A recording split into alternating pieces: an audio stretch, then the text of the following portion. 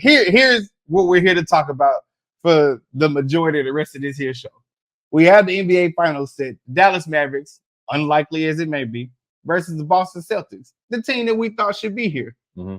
We have a couple of questions that we had that we'll pose up here. Y'all feel free to jump in these comments. I know Sid gonna jump in, so put your little 4-leaf clovers in there, and we'll give our picks out. That's on the day I'm putting on there. But the first question is this: with the finals being set, we can name the superstars. Who is the best player overall, not on each team, but overall? So you can go ahead and give the people that people need to know and watch for. Okay. Well, number one, Jaylen Brown has been balling. He's number one. He's been playing the best basketball in the playoffs. He has been that leader for the Celtics. It's clicking for him, and rightfully so. He got the Eastern Conference Finals MVP. I know that it really don't mean nothing. What they call it, the Larry Bird Trophy or something like that? Man, that nonsense. But he is number one. It falls down to him. If he plays good, if he can match, if he and Jason Tatum can match what Luka and Kyrie can do, they definitely going to be can definitely win this series. But I think it's all going to fall down to the health of Kristaps Porzingis. It is said that he will be playing. He will be suiting up. And all I want to say is, you're right. He better be suiting up because he had all playoffs to chill out, even the whole season, pretty much half of the season, to go chill out, to get healthy. They the path to the finals were easy as it should be. They number one seed. So the pressure is really on Boston to win this final because one, they were the number one seed, and two, they had the best record, if I'm not mistaken, the best record in the NBA as well. So I think it's going to come down to one, Jaylen Brown, two, Jason Tatum, and Kristaps Porzingis. Especially the third one with his health, he's going to be the X factor. If he can stay healthy and if he can ball out like I know he can ball out, then Boston can do some damage to the Mavericks. I believe the best player in the finals is Kyrie Irving. And I say that because you can ask the greatest finishers and they'll say he's probably the greatest finisher of all time type thing. The way he sit up there and just, my man don't even dunk. And he finished so cold off of anybody, no matter what height you are. The minute you give him an inch, he's taking a mile. Yeah. So I think he's the best player. Having said that, though, if it's gonna cancel out Jason Tatum, Jaylen Brown, two of the best players on the Celtics. Kyrie Irving, Luka Doncic, two of the best players on the Mavs. To me, what it's gonna come down to is, and this will lead into the next question. It comes down to this: who role players are gonna step up and score, not stop anything, because that's been something that I think a lot of people are talking about, how Dallas defense is better and they do lobs and all this and all that. Well, what do you do with a team that's just as long, if not longer than you? Right. What do you do with a team that don't mind sitting up there running the gauntlet with you, slowing it down, actually sitting up there and shooting the hell out of the three, whether they like it or not, right? What do you do when a team can match you with and quite possibly, no matter how much time left, win the game? Mm-hmm. And as much as people been saying the Mavs have had a more difficult schedule, whatever, you brought it up and we talked about it earlier. Yeah, the Mavs, man, had a difficult schedule. Well, that's because they want the number one seed.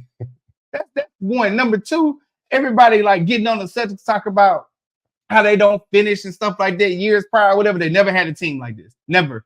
Drew Holiday, Kristaps Porzingis, bar none, the best they have ever acquired outside of the big three, Kevin Garnett, and Ray Allen. This is the best team that they had. If they don't win, it really is pissing it off the pot. It is, man. It really is. Mm-hmm. So with that being said, I said who my best player was. You did too. Okay. The best team in the finals to me, the Boston Celtics, because they're role players. I can give you a few names. Drew Holiday is a role player, whether or not he wants to accept it. Mm-hmm. Al Horford is a role player, whether or not he wants to accept it. Shout out to you, Al Horford, because you've been balling. And Kristaps Porzingis, whether we want to admit it or not, is a role player. Because at the end of the day, the buck stop with Jaylen Brown, who's the second or 1B to Jason Tatum. Yep. if they all come out and play ball, and if Jason and Jalen stop playing ISO ball so much, and they play team ball, this could literally be over with in 4. It could be. But it won't be.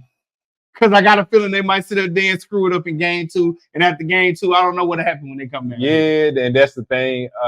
And I do have to agree with you. Boston will have to rely on their role players to make shots. Derek White, it better be all year. Derek White, he's gonna have to clamp down. He's gonna have to make some shots.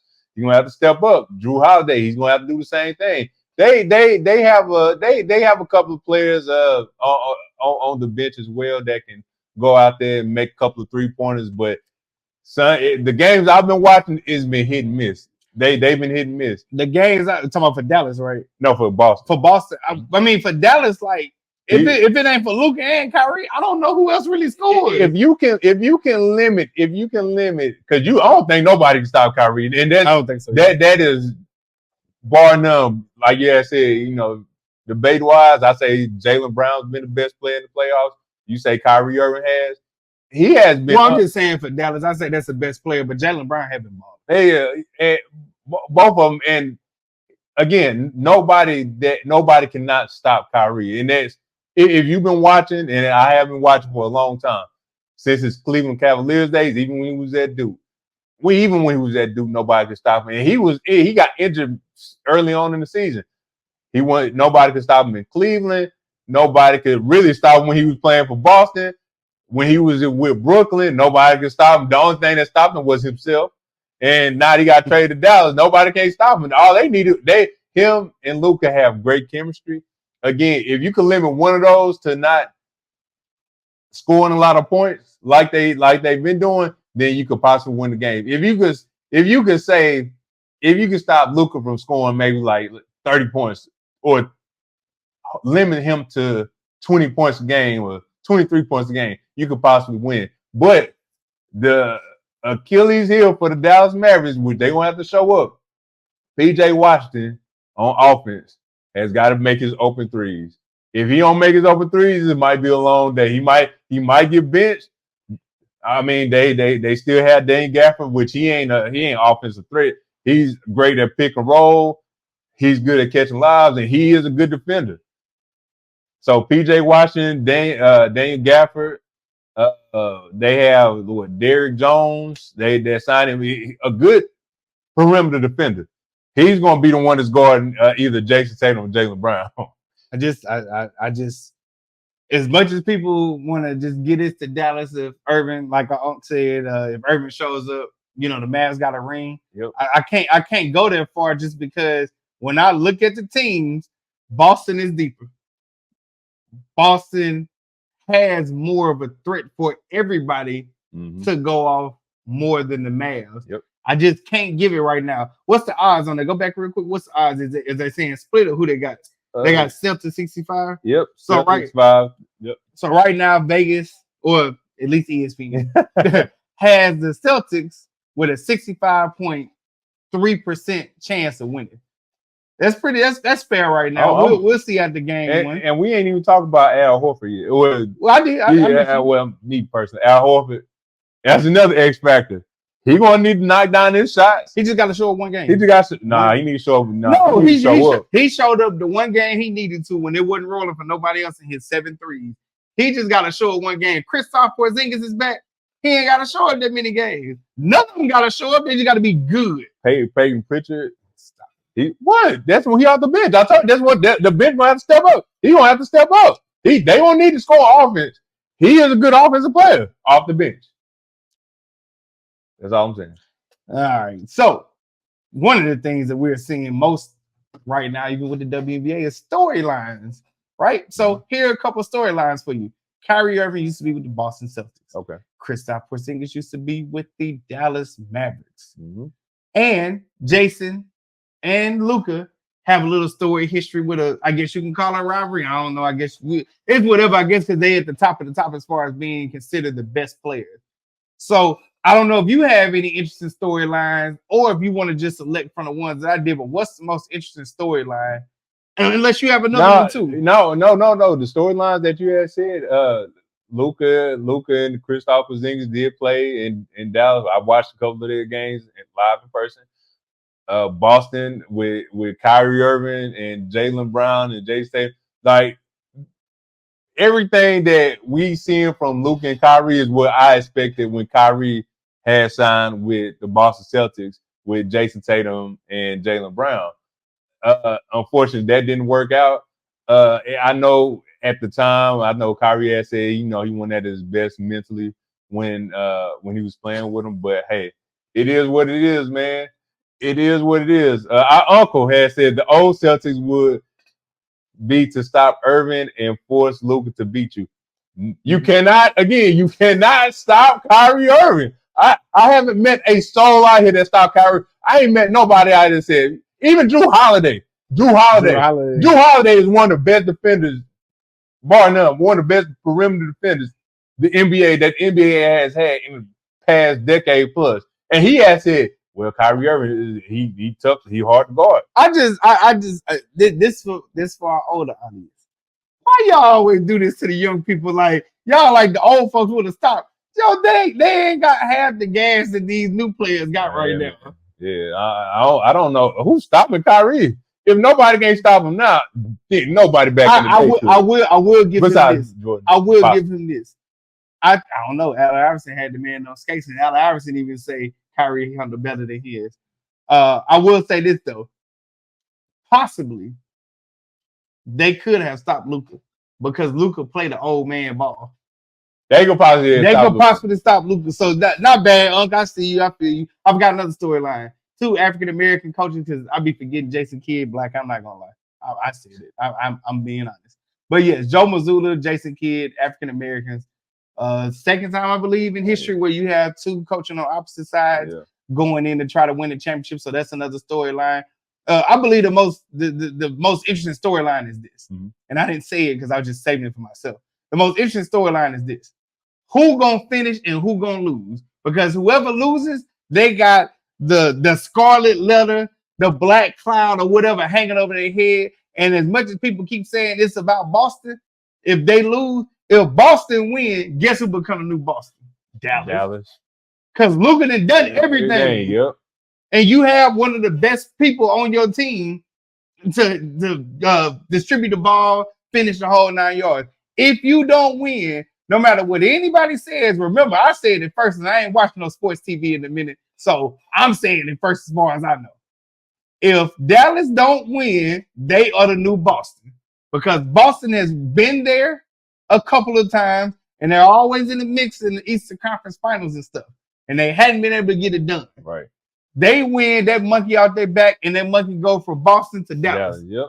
And then we'll have another franchise that we can laugh at. By the way, I'm going for Boston, just in case anybody want to know, because we live here in Dallas, and I love seeing their misery. Because people that came up and started talking trash, talking about getting on the band while you won. Number 2, they all said it there and said, I mean, man, when it happened, like, how you going to feel? I'm not going against Dallas in that way.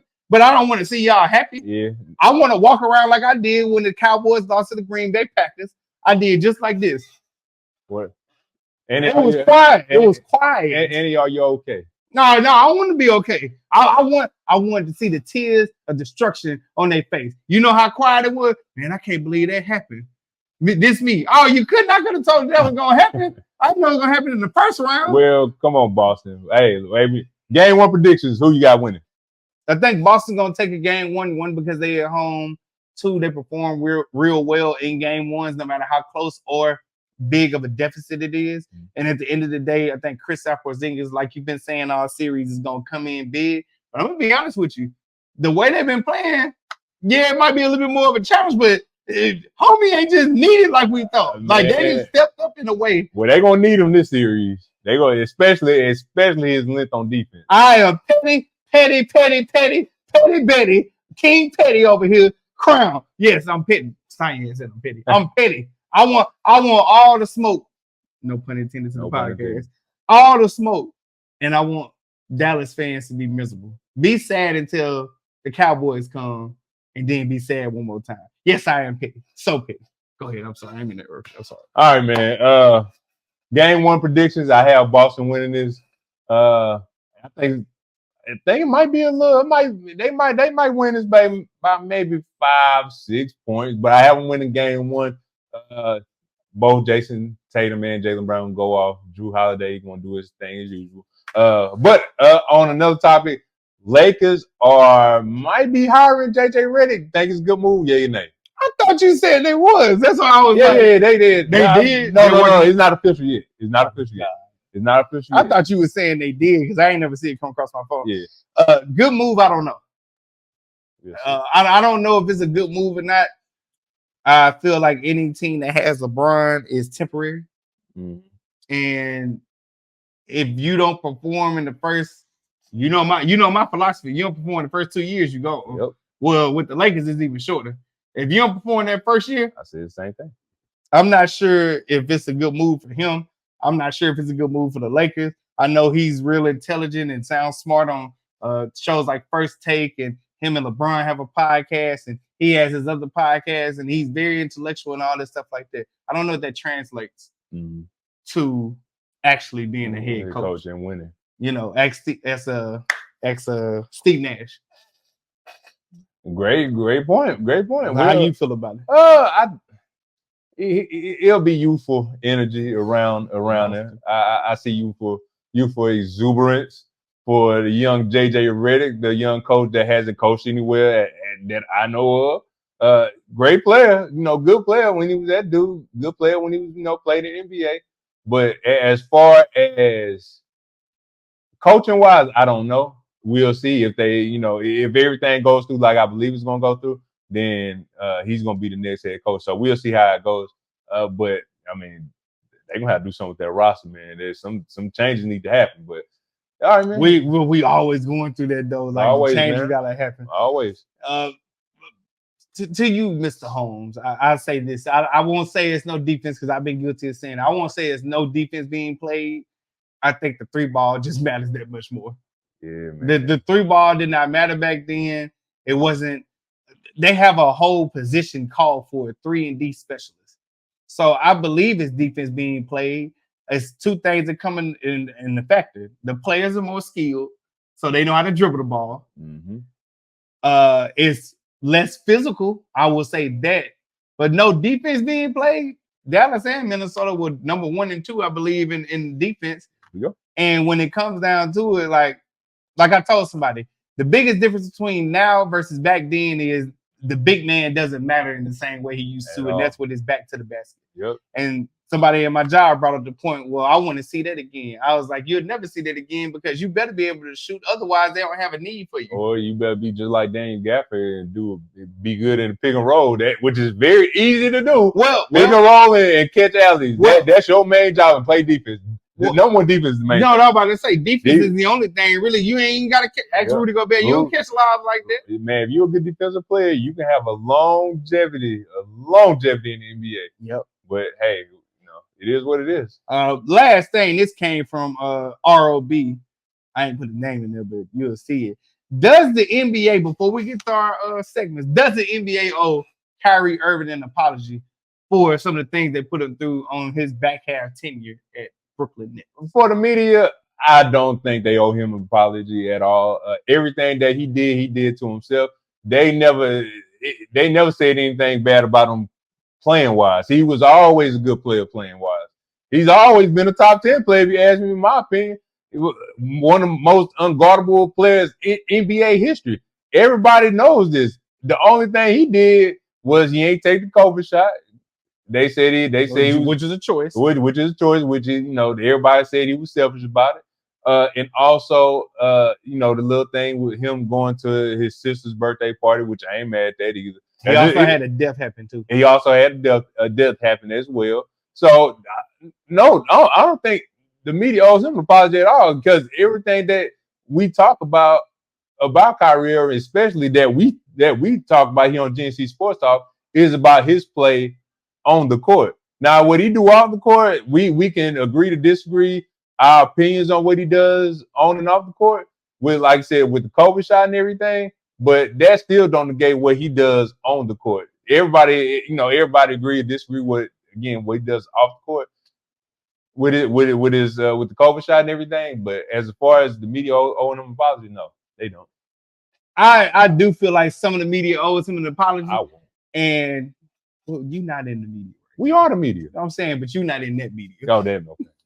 I feel like some of that media may owe him a bit of an apology because it only gets painted of he didn't take the COVID shot, which was a choice. A lot of people didn't take the COVID shot. Yep. It only gets painted that he missed for his sister's birthday. Not sure this came before or after the death, but people were like, oh, okay, he's selfish. And the one player that I consider him throw in here and feel rightfully so is Isaiah Thomas. Not bad boys Isaiah Thomas, the other Isaiah Thomas, who when his sister died, he came out, gave his heart, blood, sweat, and tears against Chicago Bulls. Against Chicago Bulls when he was with the Boston Celtics, wheeled them to the next round, and Boston returned the favor by getting rid of him. Trade. And he ain't been the same since. So in terms of everything that I see, yes, I'll say some maybe owe him an apology if you're not painting the whole picture. But overall, like you said, we try to not dwell too much on the personal side and make sure we keep it on court, on brand, on court. Yes, one of the best. All court actions, you do have some room to be improved on, if you will. Mm-hmm. But as far as the NBA, I think they do owe him a bit of an apology because we have a player named Josh Giddey who does illegal things with minors, allegedly, who hadn't been punished at all. And all he did was retweet something that was anti-Semitic, as they say. Which is a choice. Which is a choice. But nothing has happened to Josh Giddey, but all he did was tweet something. Which one worse? Messing with a minor? Or tweeting? So I believe on that end, because nothing has happened to Josh Giddey, even if it is alleged, if you want to really prove that you for women, something kind of got to be done, right? And they haven't done anything. I think on that aspect, they owe an apology. They may have to do basically like 12 things. Yeah. I remember that part. That's what I say. Real quick, this is GSC Sports Talk. Gary, we want to thank you again for tuning in. We almost about to get y'all out of here. We went a little bit longer than we need to, but we got to get into these segments real quick. Want to get into this comment so you can comment on it. I can comment on it. We'll get to going. Steph has messed up shots. Had messed up the shot for people. No, he didn't. He revolutionized the game. He transitioned the game to the 3-ball. And why? Hold on. This is one thing too, and this ain't against either. But why is it? No, I'm not telling him it's against him. No, it's not against him. But everybody always say Steph messed up the game by shooting all these threes. Hey, put Klay Thompson in there too. No. And also put Ray Allen in there. Let's not say he messed it up by taking the shots. He made the shots. That's the difference. He didn't tell nobody to go out here and shoot threes. By the way, I got something. I'm gonna throw something in there in a minute. But yeah. What's good, Black? Rated. The man. What's up, my boy? Yeah, like at the end of the day, Steph did not mess up the league. The league, honestly, and I said this before, I heard it. They say the league has gotten soft. It's gotten more global. And what do you as a fan want to see? No matter whether you want to admit it or not, you want to see scoring. You need to see scoring. You have to see scoring. We ain't gonna see what it used to be when Jordan before he got his rocks off, he had to go through the whole thing. You're not gonna see that. You either gonna die by this 3 or you're gonna live by it. Right. It's just what we have right now. Right.